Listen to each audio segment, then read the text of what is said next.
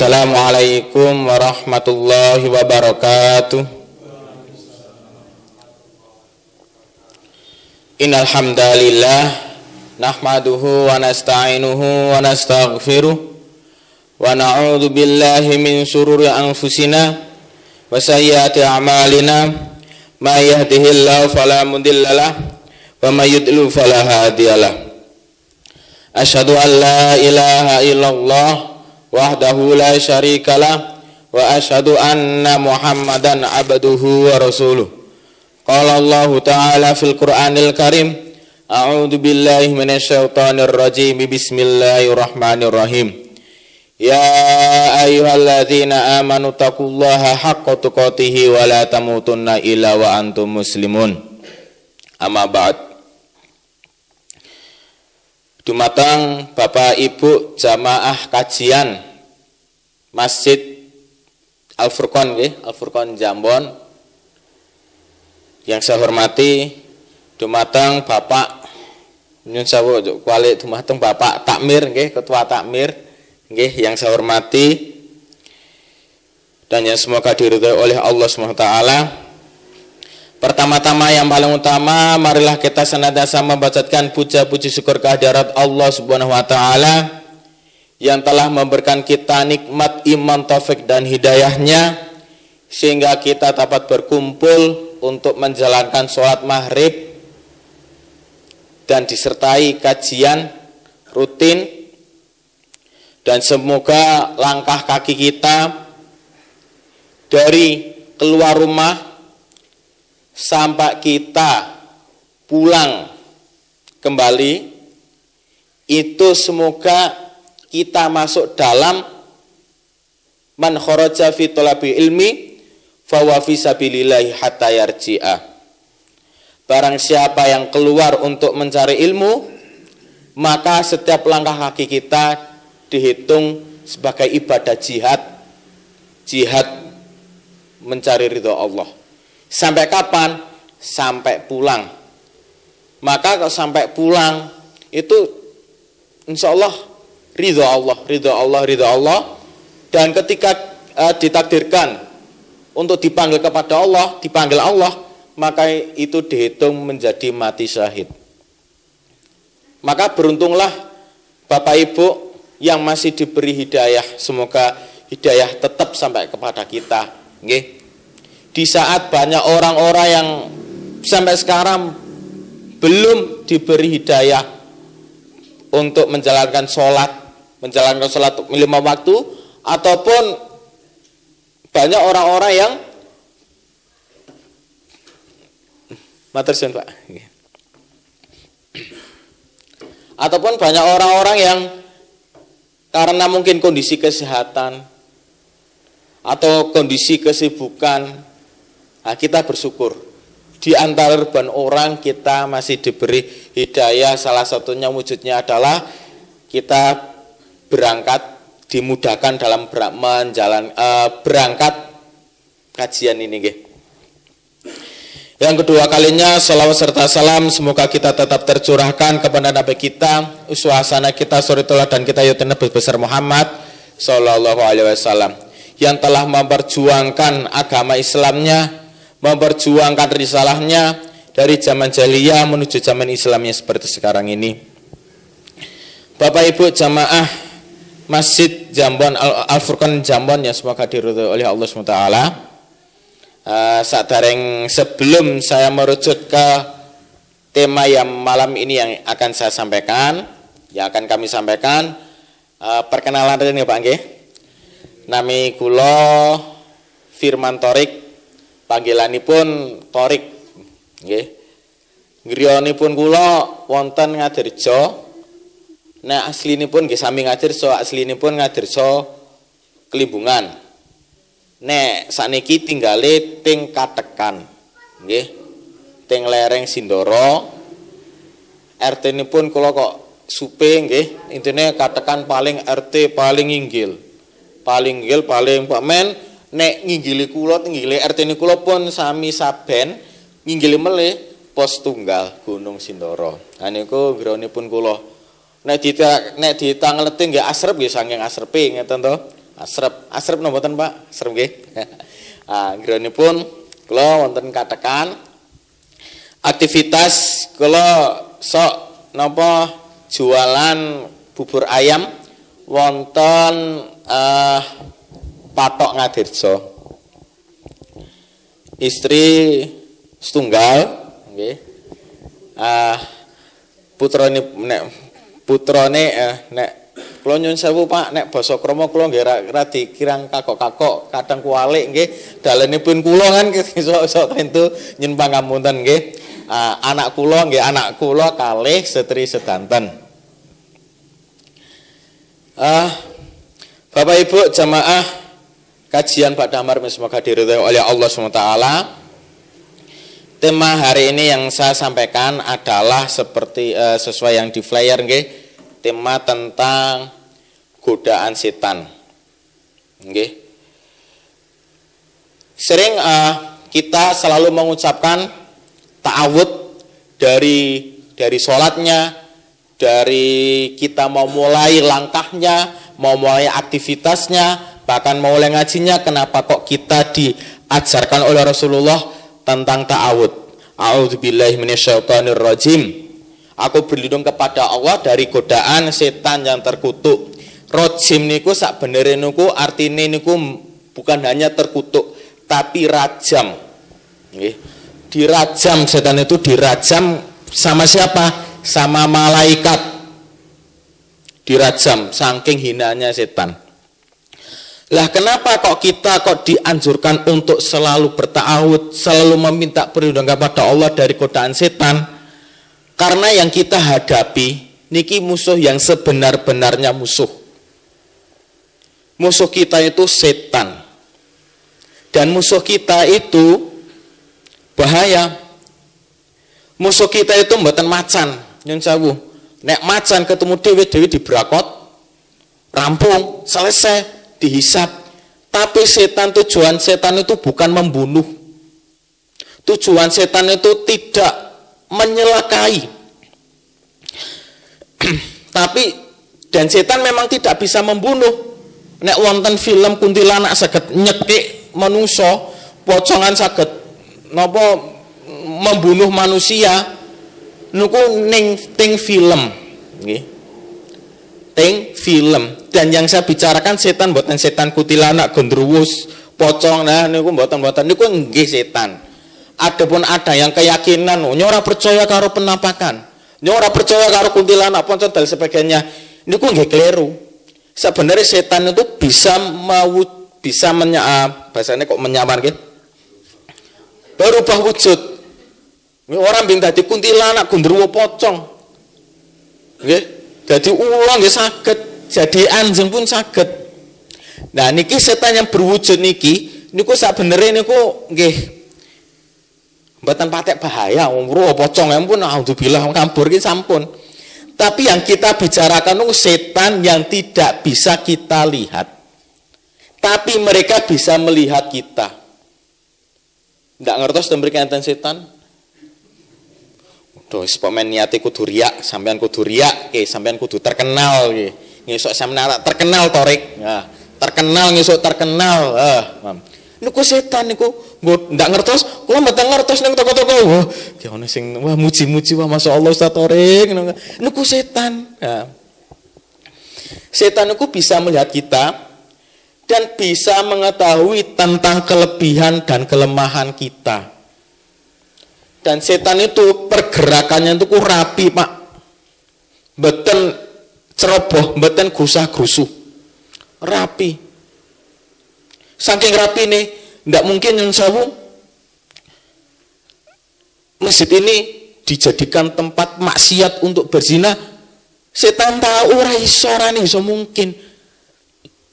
Kelemahan masjid bukan ada di maksiat ini. Tapi kelemahan masjid ada di sisi lain. Niku setan sudah tahu kelemahan. Dan setan juga bisa menempatkan sesuai dengan tingkatan setan. Nek kula paling setan godane sing kelas ecek-ecek, kelas terialah, tore kelemahane paling yo nyun sewu nggih. Ning misal mawon paling wong wedok. Nah, digodha paling sekelas teri wong wedok. Tapi nyun sewu nek misale enten ulama besar mriki ndak nggih mungkin. Enggak mungkin menurut setan enggak mungkin karena sudah tahu kemampuan dan kelemahan. Maka ketika ada ulama di sini sedang mengaji, yang didatangkan adalah apa? Setan yang sudah kelas kakap, ulamanya setan. Saking bahayanya setan seperti itu. Nggih. Rapi, tidak mak jegagik langsung sampai kudu dadi wong kafir mboten, pelan-pelan. Kelemahannya apa? Misalnya wong wedok sudah misalnya kelemahannya ke wanita sudah berhasil, ke tingkatannya lain. Maka ada kisah nggih, seorang ahli ibadah yang hidupnya hanya untuk ibadah meninggal dalam keadaan kafir. Nah itu karena cerdiknya setan, pinternya setan, rapinya setan, rapi mainnya itu rapi tersistematis.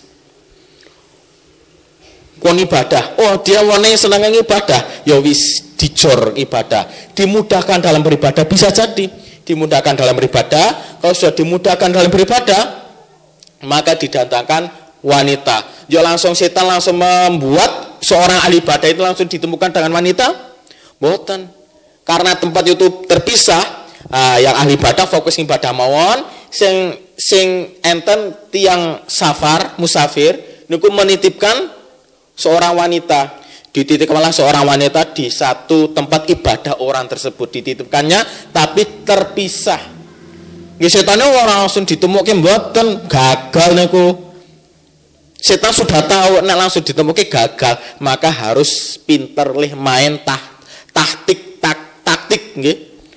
Taktik nggih penting niku. Nek bal-balan Piala Dunia niku sing marai menang niku kok mungkin banyak orang yang mendukung Messi nggih. Kula mboten ngertos bal-balan jarene. Kula mari pacing mboten seneng bal-balan. Mung jarene wong do ndukung Messi, Messi pemain terbaik, ning kok kalah kali Portugal kali puning Spanyol dan Spanyol. Kenapa? Karena taktiknya sudah rapi. Messi kelemahannya iki. Messi kelemahan iki nang kene maine nang gawang ora ngerti kula mboten nonton kula Pak. Mesti kalah. Nek main nang kene dibuat serapi mungkin, kelemahannya Messi pripun, kelemahane grup Messi nopo, dhewe kudu melangkah serapi mungkin, sampean kudu nang kene, aja berubah sesuai dengan arahan pelatih, maka Spanyol menang. Setan itu mainnya jauh lebih rapi. Setelah di napa jadi satu walaupun beda ruangan sama seorang wanita, setannya nggih nglabui niki kecedahan apa mboten niki mboten jelas nggih. Setan nggih nglabui kayak ditili jajal bahasa Indonesia mawon nggih. Coba engkau lihat wanita ini butuh makan atau tidak. Itili itu karena ahli ibadah, atine apik, setan ngertos ki atine apik mesti gelem nek diluluhkan untuk bisa menolong sesama. Menolong ditilii, butuh makan mboten, Nduk, bahasane Mbak ngenten to. Nggih, diparingi makanan, dikirimi makanan setiap hari. Setane nggih kudu. Mosok ndak diparingi makanan tok, yo karo diajak ngobrol to misakake, ngeten to. Nggih diajak ngobrol, bar diparingi makanan, diparingi sajian, bla niku diajak ngobrol. Niku kok paringi nyun sewu kula asline ndredeg niki enten syutingan biasane mboten mlebu TV to niki. Napa? YouTube. Nggih. Nggih mugi-mugi nganu nggih semersani sithik. Kula isin kula. Nggih. Sampailah diajak ngobrol sudah selesai, sampai pas diajak ngobrol kan misalnya kok dhewean mawon nggih. Piyambake niku bar digodhog setan, lah bar tak paringi makanan, njuk diajak ngobrol misalnya wong dhewean. Wong diajak safar, wong ditinggal safar kali kakang-kakange nggih tiyang setrine niku diajak safar jauh nggih berhari-hari. Njuk pas diajak ngobrol mulai tertarik. Pas tertarik, sudah mulai tertarik, setan ngilang, mboten langsung digodhog untuk berzina, mboten, dibuat tertarik menjadi jatuh cinta, akhirnya berzina. Setelah berzina, orang takut dan sebagainya, orang ahli ibadah itu takut. Ini ceritanya jadi tak damel singkat mawon, sudah ketakutan, akhirnya dibunuh untuk menghilangkan bukti. Sudah dibunuh, ketahuan kalih wargane, dihukum mati. Pas dihukum mati, setan yang mewujudkan sebagai manusia, saya bisa menolong kamu asalkan kamu bisa murtad. Bahasanya murtad, tidak meyakini Tuhan kamu, karena Tuhan kamu tidak menolong. Akhirnya siap, oke, saya siap. Dihukum mati, grek, meninggal dalam keadaan kafir. Setane umpetan, hilang. Oke, jadi setan juga sakit mati ini, buatan yang mati rampung. Nah itu licik cerdiknya setan. Setan selain bisa melihat kita tidak bisa melihat setan. Semparai meleh, setan sulit untuk mati dan mudah berkembang biak.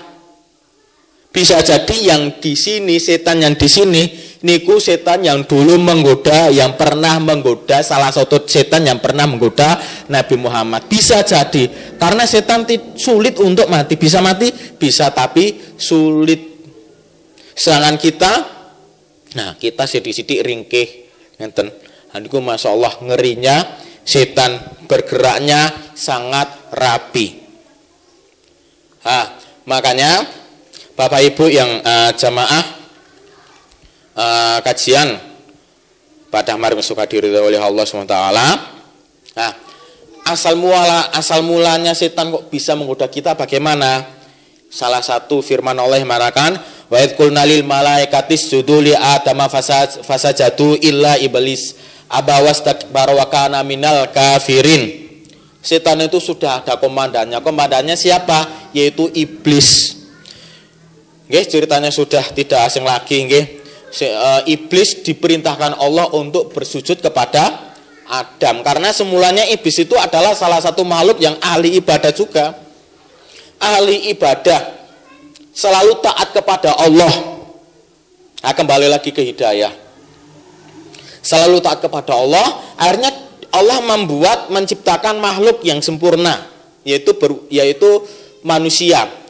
Namanya Nabi Adam, terbuat dari tanah. Disuruh sujud, semua malaikat mau sujud, tapi iblis ini nggak mau sujud. Rumangsono loh, sampean ke sopo dong yang ngunakin Nabi Adam toh?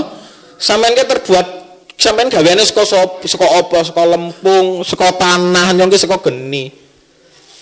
Dijawab kali zaman saiki kali para ahli. Nek saran nek dibalen ajeng debat kali iblis nggih nek wani nggih bahasane. Geni, rumangsa geni napa kuat. Adam itu lemah karena terbuat dari tanah. Nek geni dibruke tanah kene ten pripun? Mati ngeten to. Lah niku nek sakniki nggih. Iblis niku merasa dirinya itu hebat, terbuat dari api, mulia, sampean itu terbuat dari lempung, dari tanah, enggak berhak untuk disujud. Nggak berhak untuk saya sujud, nggak ada hak. Sampeyan ke sopo. Nah, awal mula dari kesombongan itulah, nggih, iblis langsung yang tadinya taat jadi tidak taat. Yang tadinya masuk surga, tadinya jadi masuk neraka. Pelajaran buat kita semua, Pak, bahwa sombong itu tidak mandang bulu. Saya katakan godaan setan itu tidak memandang bulu. Nggih, arah niku ahli maksiat, arah itu ahli ibadah, ulama, nggih, pejabat, wong cilik niku tidak memandang bulu. Begitu juga sombong. Sombong itu tidak memandang bulu, Pak. Bisa jadi saya sendiri bisa jadi sombong, nggih. Wah, nggih, cara masalah bisa jadi ini, bisa jadi. Maka saya katakan setiap saya mengisi kajian, saya selalu mengatakan lastu khairum minkum. Saya tidak lebih baik daripada panjenengan. Lah kenapa kok kula saged mriki? Niku bukan berarti saya itu lebih suci, saya bukan berarti saya orang baik, tapi Allah menutup aib-aib saya. Nggih. Maka di situ setelah iblis sama Allah dikeluarkan untuk menuju ke neraka, Maka setan berjanji, nih. Qala fabima aqwaitani la aqudanna lahum siratal mustaqim. Tsumma latiyannahum min baini aydihim wa min khalfihim wa an aymanihim wa an syama'ilihim wa la tajidu aktsarahum syakirin.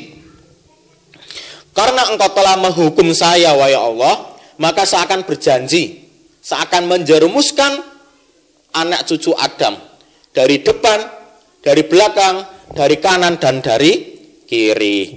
Dari depan maksudnya apa? Maksudnya dari depan niku artinya niku orang agar tidak meyakini akhirat, meyakini Allah niku dari depan. Dari belakang agar manusia itu artinya untuk selalu berbuat maksiat. Dari kanan artinya dari kanan adalah artinya orang itu wegah untuk beribadah, dikandani angel, dikandani dengan pengajian-pengajian, telinganya selalu ditutup. Dari kiri itu artinya bahasa niku seneng dalam berbuat maksiat, ora seneng ngaji ning senengi maksiat. Nah, dari kanan dari kiri. Nunggu sesuai dengan taktike setan, nggih. Maka pada kesempatan kali ini saya ingin menjelaskan tentang 6 tahap setan menggoda manusia. Tahapan yang pertama adalah setan menjerumuskan manusia untuk selalu bagaimana orang itu kafir, orang itu musyrik. Nggih. Kenapa kok menjerumuskan agar manusia itu menjadi kafir, menjadi musyrik? Itu karena tujuan utama ben apa? Ben mlebu neraka jahanam sak lawas-lawase. Artos siksaan neraka niku paling pedhi niku napa campur-campur nggih. Nyun sewu Pak. Basa Kromo ya basa Indonesia ya basa Jawa nggih. Nyun sewu nggih. Nah. Tahu Pak, siksaan neraka yang paling pedhi itu apa? Apakah sebuah api jahanam yang melanda-landa, yang menyala-nyala? Ada lebih pedih dari siksaan itu, yaitu apa? Abadan, selama-lamanya. Di dunia, kenapa? Di dunia niku tidak abadi. Makanya orang Jepang itu rata-rata kematian terbesar karena bunuh diri, karena yakin sengsara-sengsaranya dunia itu pasti ada akhirnya. Makanya kalau kita meyakini menjalankan solusinya dengan beribadah kepada Allah, dengan ketika diberi ujian kepada Allah, maka kita diberi ujian kepada Allah. Kita meyakini dengan ibadah, karena dengan ibadah bisa menyelesaikan segala masalah. Tapi orang Jepang juga meyakini dunia hanya sementara, maka cara menyelesaikannya dengan segala masalah itu dengan bunuh diri.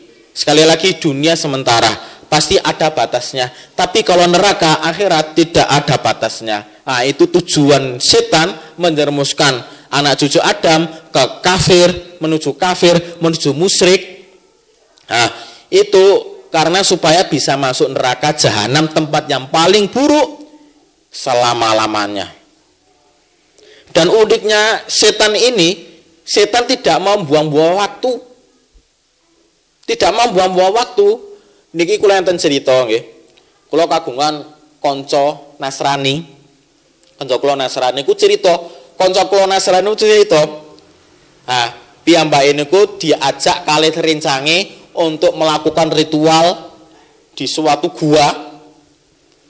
Yang saya kula sebut nggih, Ting Jumbrit maksudnya. Melakukan ritual teng jumbrit karena rencange kula niku Nasrani, dia perempuan, disuruh pakai serendang, disuruh melakukan ritual. Piyambake sing ngajak niku KTP-ne Islam Pak, dan yang melakukan rata-rata KTP-ne Islam, disuruh melakukan ritual dengan membawa sesajen. Intinya melakukan syirik akbar. Ngertos apa yang terjadi? rencana kula yang beragama Nasrani tidak bisa masuk, ditolak sama setan. Ngakune setane ngomong kalih perincange niku sing KTP-ne Islam sing ngajak niku, itu jangan masuk karena itu bukan golongan kita. Bukan golongan kita. Kula langsung nangkep dek jebolane setan karang licik nggih. Jelas-jelas wong kafir kok dikon masuk musyrik. Wong kafir kok musyrik? Ya sama saja nguyai telaga nggih, nguyai lautan nggih. Setan sudah enggak mau buang-buang waktu, pinter setan. Enggak mau buang-buang waktu mbeng sak wong wae tetep enggak mau buang-buang waktu maneh man mubadir wektune. Kudune iso gawe nggodha liyane palah gawe ngurusi napa nguyai telaga, nguyai lautan, memberi garam ke lautan percuma. Setan sudah berpikir seperti itu. Memang ternyata setan sedang mengincar orang-orang muslim. Seorang-orang kafir orang digaple. Nah, ini ternyata serapi mungkin, Pak. Nah, yang bikin untuk kafir, makanya saya mempelajari ketika kenapa banyak orang murtad. Rata-rata orang murtad itu yang tadinya masuk Islam ke kafir menjadi kafir itu karena niki analisanya nggih. Menganalisa Islam, orang itu menganalisa Islam tidak sesuai dengan bidangnya, sehingga menganggap misalnya banyak orang-orang yang murtad bahkan yang berkeyakinan liberal memandang Islam itu tidak masuk akal, ajaran tidak masuk akal karena orang bidangi, bukan bidangnya tapi menganalisa yang bukan bidangnya. Misal bukan bidang kesehatan, bukan bidang biologi, ilmu biologi. Niki pun anten, Pak. Error nggih, setengah jam niki. Misal orang itu bukan bidang biologi, bukan ahli biologi, tapi menganalisa ono laler nggih mlebu masuk ke dalam minuman kok disuruh apa namanya dicelup-celupke. Nek kita bukan menguasai ilmu biologi, ilmu IPA, ilmu pengetahuan alam, kira-kira nyandak no mboten? Mboten nyandak. Makanya orang masuk akal Islam pala soyo jiji iya, laler mlebu sampah, kok teko-teko dikon nyelucupke nelpon dikon bahasane napa nggih?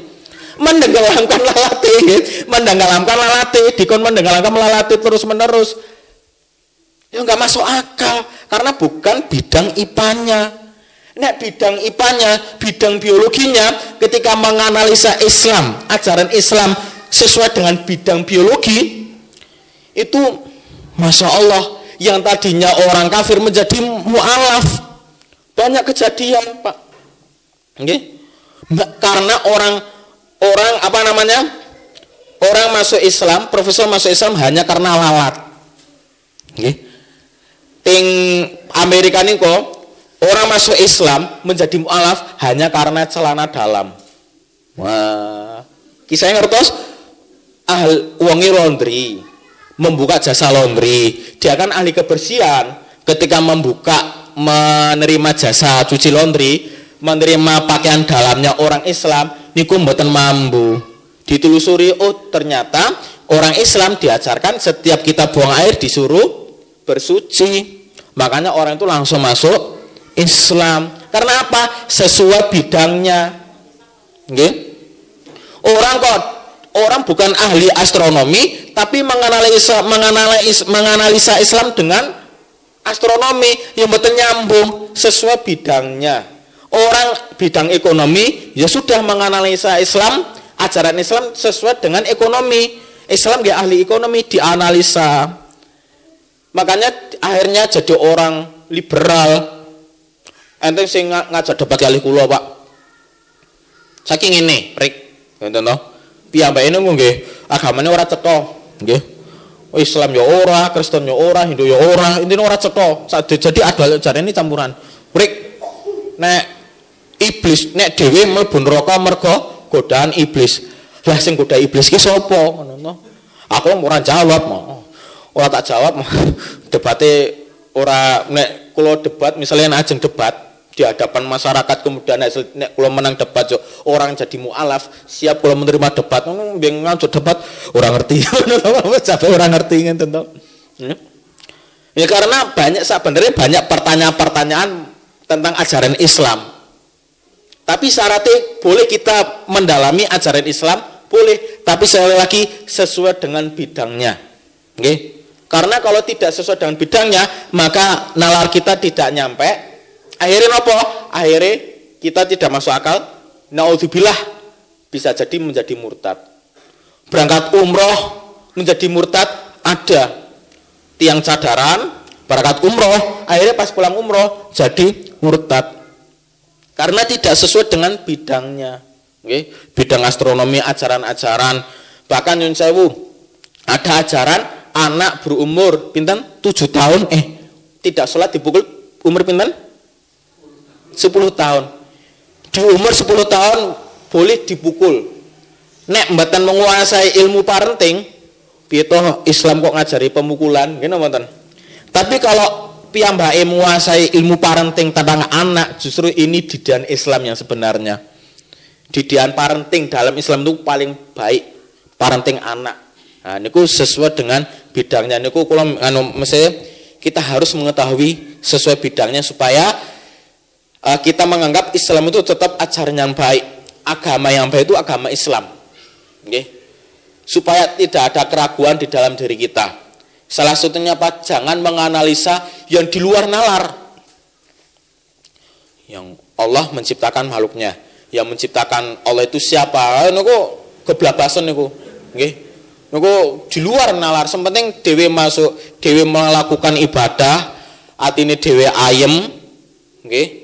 Ajaran Islam tidak ajaran yang buruk, tidak ajaran Islam mengajari hal-hal yang buruk mboten nonton. Yang menurut kasat mata buruk setelah dianalisa justru itu menjadi baik. Seperti wae niku lalar mencok teh kok dicelup-celup setelah dianalisa justru itu bagus itu menurut penelitian. Nah, maka pindah melih iblis itu menjerumuskan manusia untuk masuk kafir dan musyrik akbar nggih. Nah, kalau sudah menyuruskan kafir dan musyrik kok belum berhasil, maka langkah iblis selanjutnya adalah yang kedua,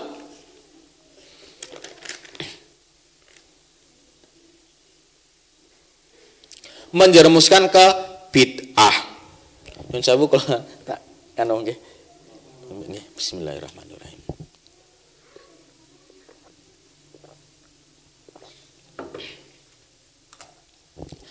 Menjerumuskan ke dalam bid'ah. Arti bid'ah niku napa? Simpel mawon. Nambah-nambahi ajaran apa yang diajarkan oleh Nabi Muhammad dan merubah apa yang diajarkan Nabi Muhammad tanpa ada dasar. Hal ini seringkali menjadi perdebatan nggih Pak, nggih, antara furuk dan usul.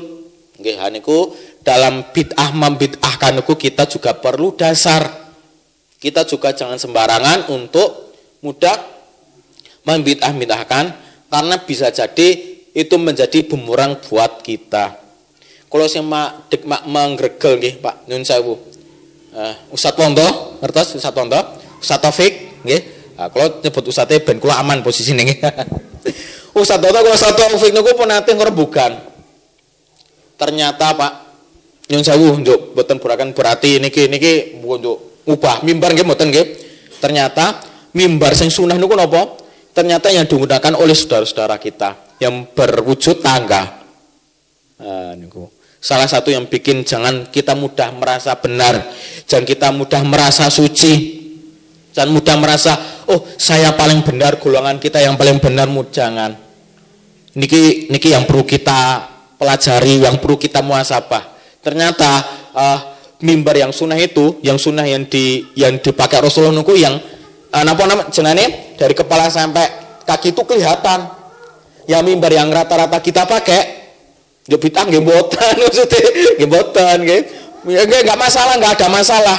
Artinya apa? Artinya ternyata yang kita menganggap oh golongan itu bid'ah, ternyata bisa jadi mereka yang mengamalkan paling sunnah ketimbang kita. Itu hanya nasihat untuk diri kita sendiri, Pak. Nggih. Cukup nek kula membedakan bid'ah ini bid'ah atau tidak niku kula sakbenere cekap dengan ibadah niku ngrepoti napa mboten? Nyusahke napa mboten? Nggih. Karena menurut para ahli, nggih, ekonomi turun itu bukan hanya karena ekonomi kondisi negara yang turun, kondisi dolar yang meningkat kalih napa rupiah menurun boten. Salah satunya adalah karena ritual-ritual yang bisa membuang-buang napa? Membuang-buang uang, nggih. Ten desa salah satu desa Ngadirjo enten nyuwun sewu kula sebut ritual candilan. Salah satunya ritual candilan niku mboten sepekar nginggil nggih. Dados aman nggih. Ritual candilan. Wong kepepet orang di duit, wah mergo ini ritual, mergo ini ibadah. Nek nyong orang jalan ke ritual, ki ndak dosa. Bisa jadi nek nyong orang jalan ke ritual ini, ki ndak dicing karo wong. Wah nyon tak utang orang di duit. Nggih. Nyadran sumama ingkungan, nggih. Walaupun ada yang berpersepsi, oh nyadran itu sakbenere dulu ajaran wali, nggih, karena nyadran itu karena orang Jawa itu cara mendakwai orang Jawa dengan lambang-lambang dengan napa? Dengan ya lambang-lambang, nggih. Dengan lambang-lambang niku nek wujud nek ingkungan kudune wujude sujud. Menunjukkan orang itu sujud walaupun ada yang menganalisa seperti itu, tapi kalau sekali lagi kalau nek ngrepoti, nggih, bisa jadi bid'ah. Ngrepoti kok, nggih. Ha niku intine ibadah niku ngrepoti napa mboten? Kok enten acara kaya zikir niku la ilaha illallah, la ilaha illallah. Ning jam 12 bengi. Tanggane keganggu. Kira-kira ngrepoti napa mboten? Enten jam 3, Pak, jam 3 enten suara. Kula niku pas tangi teng desane kula enten suara ya Rasulullah salamun alaik. Sholawatan jam 3 esuk niku kira-kira ngrebeni mboten. Walaupun ada kula nganti debat kali bojo kula waktu niku nggih paling ajeng ngedemi kula nggih. Mas paling kowe areng buka wong tahajud. Lah nek kowe wong tahajud ki sunah. Nek ana wong sing lebar nyambut gawe lamongan, nguripi anak bojo yo istirahat terganggu kira-kira dolen napa mboten? Malah dadi dolim. Ha ngenten dados ciri-ciri bid'ah napa mboten kita bisa membedakan. Niki ngrepoti napa mboten, bebanke napa mboten. Karena Islam niku fattakullah mastata'tum. Bertakwalah sesuai dengan kemampuan kalian. Nggih. Sesuai dengan kemampuan nek seumpama nyun sewu. Kan enten ritual kon ziarah kudu ngonteke duit sakmene. Kon sewu kon nyatus, kon 40. Bapak kula niku sedo, Pak.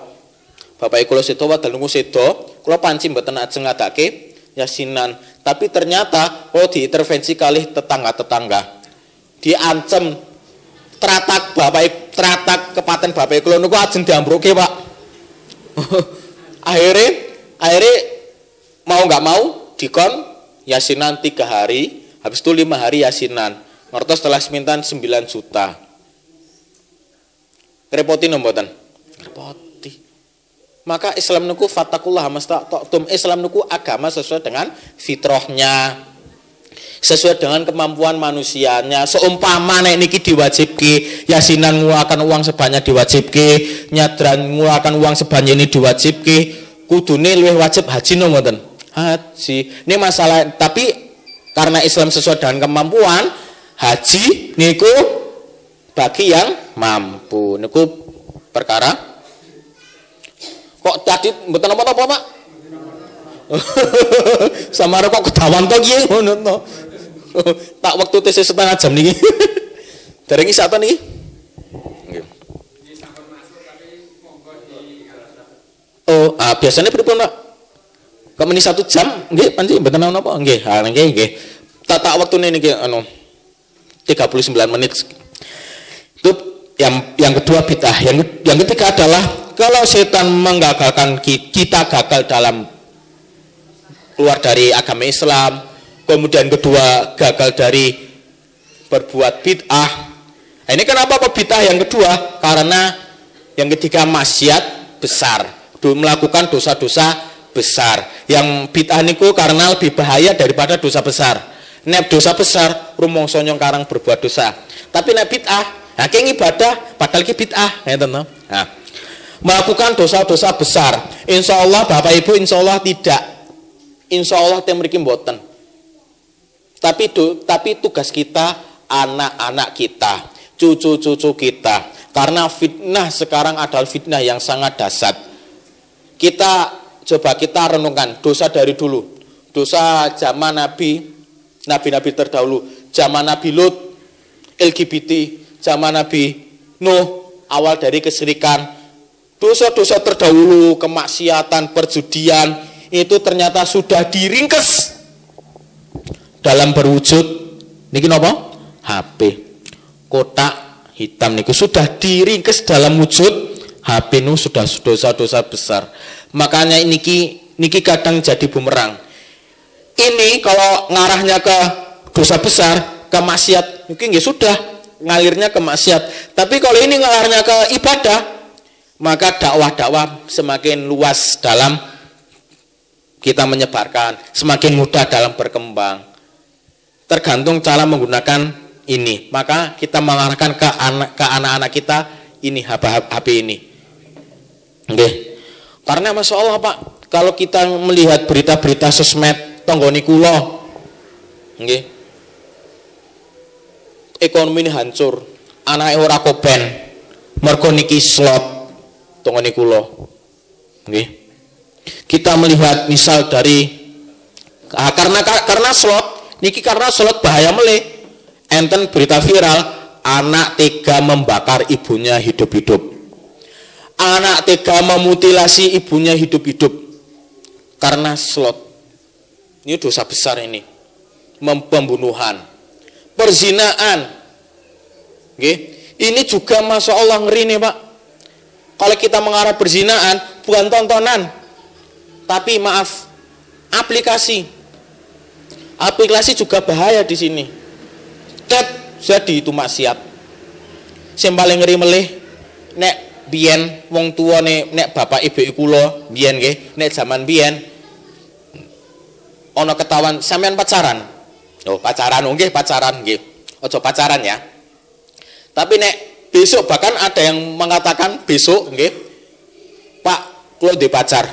Maka ada pertanyaan selanjutnya, Pak. Kula ndek pacar nggih, pertanyaan iki sampean pacaran? Oh. Maka ada pertanyaan selanjutnya. Pacare lanang apa wedok? Ngeri kan iki, pacare lanang apa wedok? Enten kisah seorang kedua orang tua seneng, oh anaknya ora pacaran. Dilala putrane lanang nggih, ora pacaran, ora tertarik karo wedok, berarti anak nyong ngalim ibadah dan sebagainya. Keperkok napa berduaan dengan lelaki di WC dalam keadaan telanjang. Nah ini bahaya niki. Sudah merambat kemana? Di daerah Demang sudah merajalela. Konco kula guru SMK niku nek menangani kecelakaan, hamil kecelakaan itu sudah biasa. Menangani perzinahan itu sudah biasa. Tapi ini ada fenomena lanang padha lanang seneng. LGBT, homoseksual, Masya Allah, ini ngeri Pak. Ini perlu saya jelaskan dan perlu saya transparankan supaya ini kita tidak meremehkan. Karena ini salah satu strategi setan Pak. Tidak meremehkan karena ini sudah merajalela seperti virus. Nek digambarkan kados film zombie, nek kalau memperumahan kados film zombie, ngerti zombie niku nek langsung ya nyokot kula langsung dadi zombie.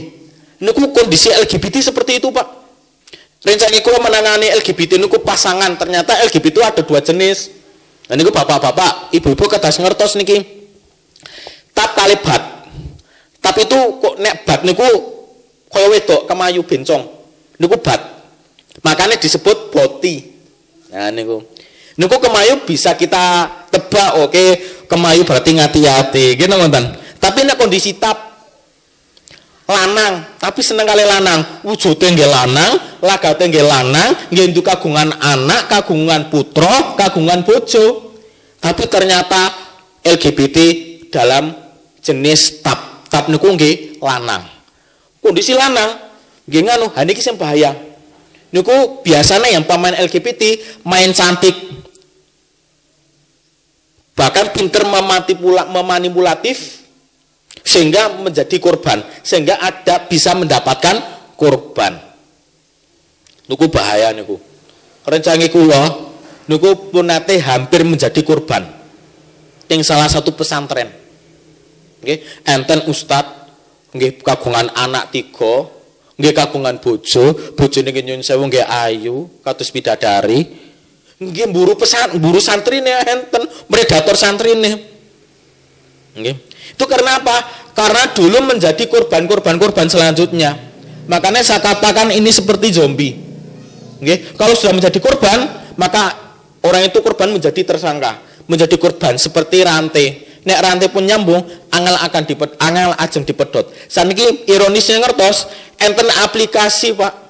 Nek jarine rencangi kula dari buka aplikasi ini jengane wala. Ah, bahayanya aplikasi niki, misalnya ada naudzubillah, daerah naudzubillah ini misal mawon, ting Jambon enten penyakit LGBT. Nah, biasanya kalau punya penyakit LGBT, orang itu malu untuk menunjukkan identitasnya, malu, merasa dirinya sendiri, maka tidak berani bertindak. Setelah tahu aplikasinya, grek wala, enten radari, enten orang ini jarak 3 km, orang ini jarak 100 km, 100 meter, grek jublane ting Jambon enten gangsal. Naudzubillah, seumpama niki seumpama. Ternyata orang itu yang tadinya menunjukkan identitas, malu menunjukkan identitas karena ada aplikasinya, menjadi ono koncone. Wah, nyong ono koncone jo janjian. Hadis itu semakin merembet. Den temanggung enten. Salah satu masuk ke wala niku syaratnya harus menunjukkan video secara semua aurat dibuka. Dimasukkan ke video supaya apa? Supaya tidak bisa keluar lagi. Nek arak tobat ora iso kenapa? Arak dancem disebarke video nih. Makanya anak cucu kita hati-hati, Pak. Sangat hati-hati. Nggih. Ting jobo sakniki bahaya. Njuk amane teng pundi anak dhewe? Ting pesantren kun dipangan kali kiai ini. Naudzubillah. Nyun sewu niki. Kalau kadang melihat dosa besar saat niki sangat dahsyat, serba tidak aman, seolah-olah serba tidak aman. Ngertos dengan kondisi berita seperti itu, ting pati, pinten pesantren, korbane 50 santriwati korban.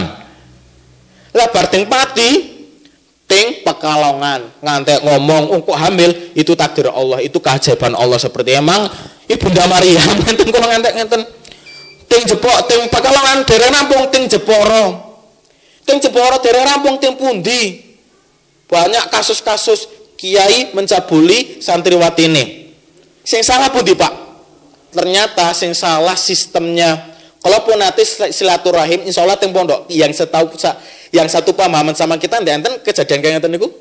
Nyun sewu, Ustadz Darul Arkom melakukan pencabulan enten? Mboten. Ustadz Al-Matirah melakukan pencabulan ndak enten?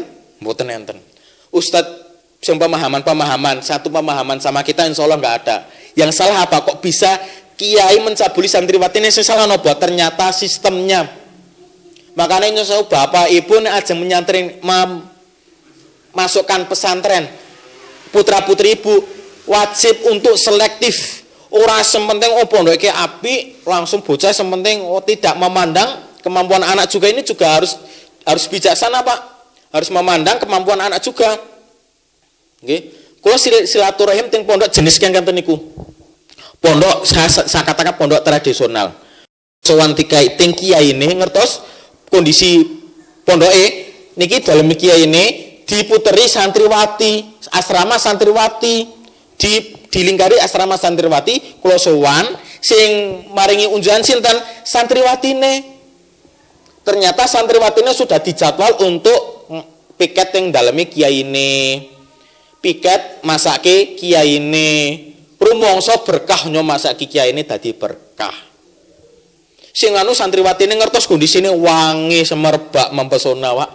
Pakaiane nggih masyaallah. Kan pondok ngenten pakaiane sarung mawon alus nggih. Bahane katun alus, jeroane ketok. Naudzubillah. Nek kula posisi kiai nih Pak, yang pertama kula tes sabar. Oh ini godaan, astagfirullah. Hari kedua, astagfirullah rada kebuka. Hari ketiga, ngelus-ngelus. Hari keempat, bablas niku. Kita tidak mengatakan Ibunda Zulaiha yang menggoda Nabi Yusuf, itu para ulama mengatakan itu Ibunda Zulaiha yang menggoda Yusuf niku bukan wanita yang jahat, bukan wanita yang ahli maksiat. Tapi ambedino dihadapi Nabi Yusuf, momen kita nandur pun. Nek bapak dihadapi dengan wanita yang cantik walaupun itu soleha, setiap hari satu rumah kondisi pripun? Ndredeg Pak. Ndredeg aneh ibu-ibu pripun? Tapi Nabi Yusuf wae.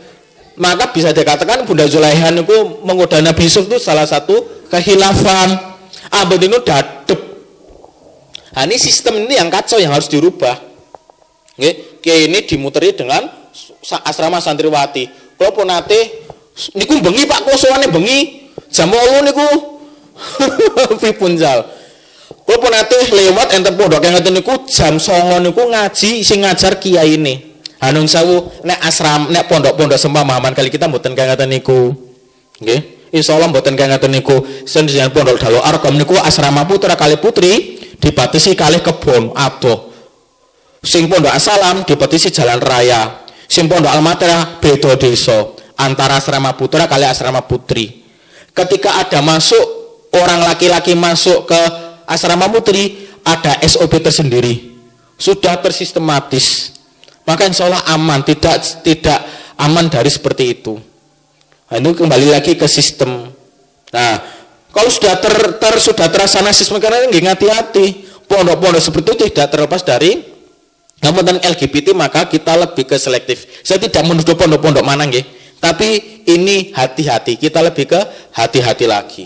Mana kalau tanglat kali Pak Muflih, Ustadz Muflih Wayanto, kalau sebagai santri kan kalau kritis, Ustadz kenapa kok satu kelas dijadikan satu, putra putri kok dijadikan satu?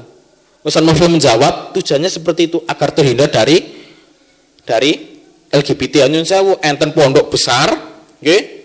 Pondok besar niki sing alumni cerita teng kula.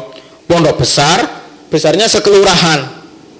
Di dalamnya asrama putra semua, nggih pegawai nggih putra, satpam nggih putra, semuanya putra semua, bahkan mungkin sing masak nggih putra.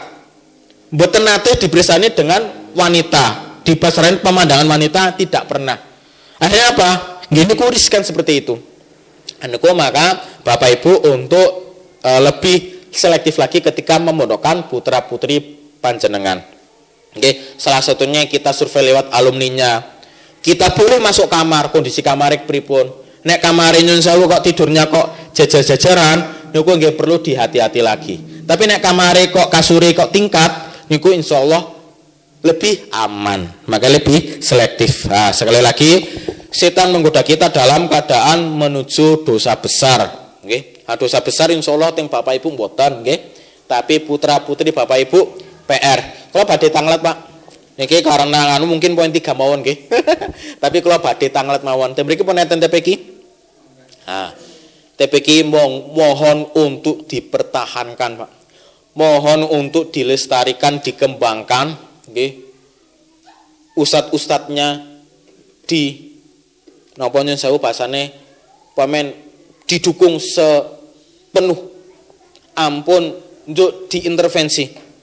Bahasanya intervensi tidak ngertos Pak. Diinterogasi bahasanya. Bahasanya bahasanya kok intervensi nggih bahasanya diinterogasi. Didudus dipa itu. Ampun. Karena apa? Karena TPQ ini adalah tameng terakhir. Setelah pesantren, nek pesantren ora kerasan yo sekolah. Sekolah kondisine nggih kengeten nggih. Napa TPQ. Insyaallah kalau TPQ ini berjaya Pak, teng pundi-pundi kula mresani, TPQ ini kok berkembang, insyaallah desane terpengaruh.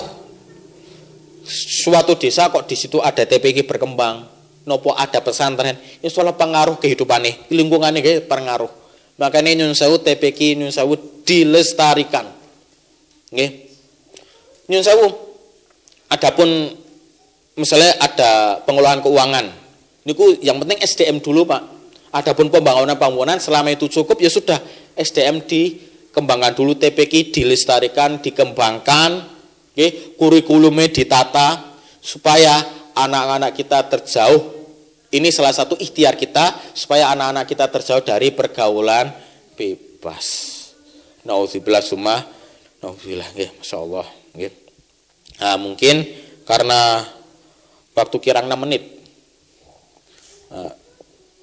Nganu mawon nggih tak babas kemawon tapi sedikit nggih kirang 6 menit. Nggih. Kalau sudah besar sudah selesai, maka setan menjerumuskan manusia ke dosa-dosa kecil. Insyaallah dosa-dosa kecil nggih dhewe tidak terlepas dari dosa-dosa kecil, nggih. Nah, dengan dosa kecil itu bisa menjadi senjata utama setan menjadi supaya kita masuk ke dosa besar. Nggih. Misal kok kita jelalatan. Nah, dengan jelalatan seperti ini terus-terus naudzubillah bisa jadi untuk berzina. Kita menggibah. Nah, dosa kecil ini strategi setan juga bisa menjadi bumerang, Pak. Menggibah, salah satu menggibah.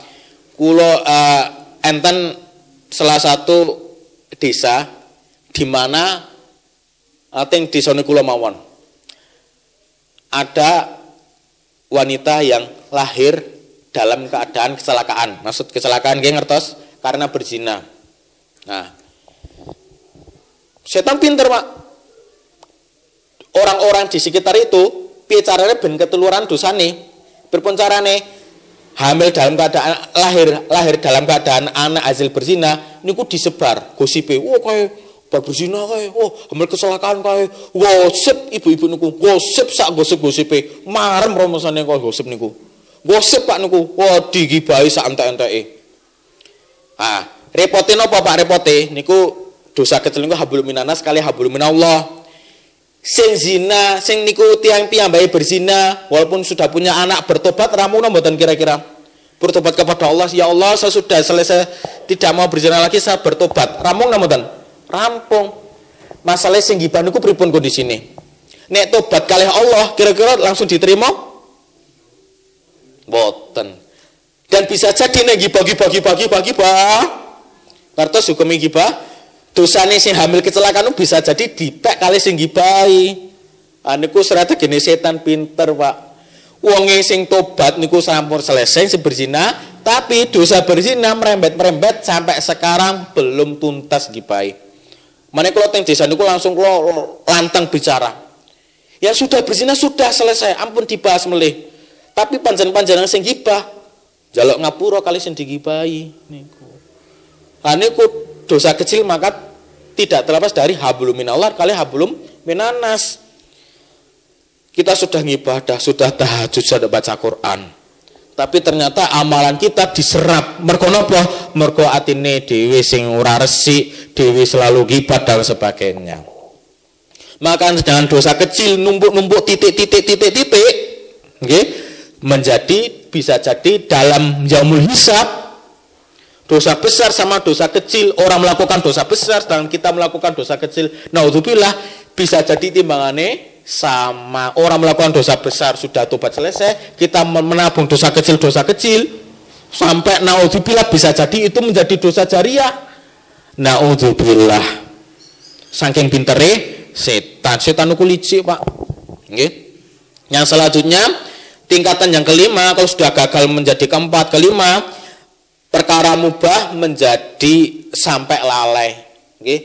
Main game niku pareng, nggih, bal-balan niku pareng, tidak ada yang melarang, bahkan sunnah nek niate untuk sunnah, nggih.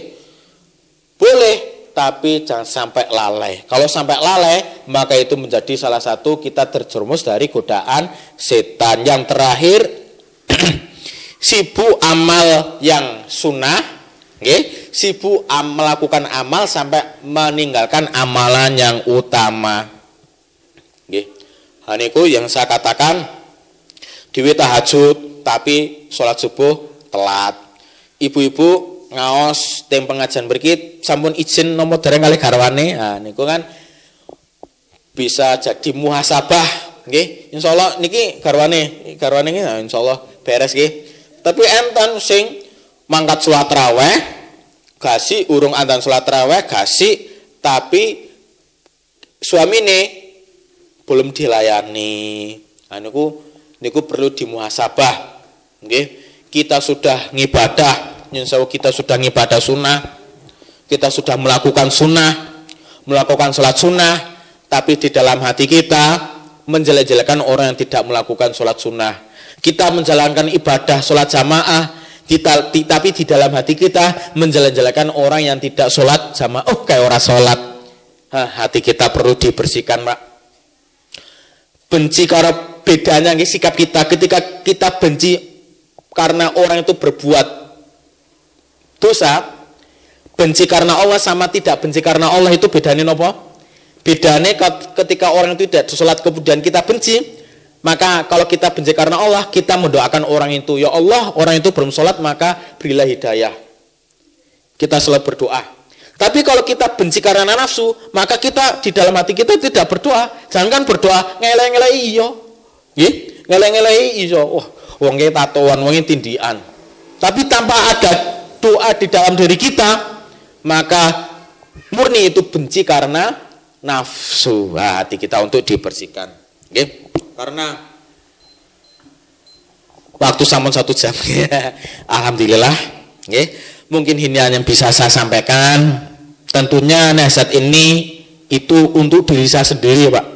Untuk diri saya sendiri, dan semoga dengan tadi yang kita sampaikan menjadi kita semakin istiqomah untuk meraih ridha Allah. Semakin istiqomah dan semakin kita semakin berbenah, bermuhasabah agar kita menjadi hamba yang bertakwa. Amin ya rabbal alamin.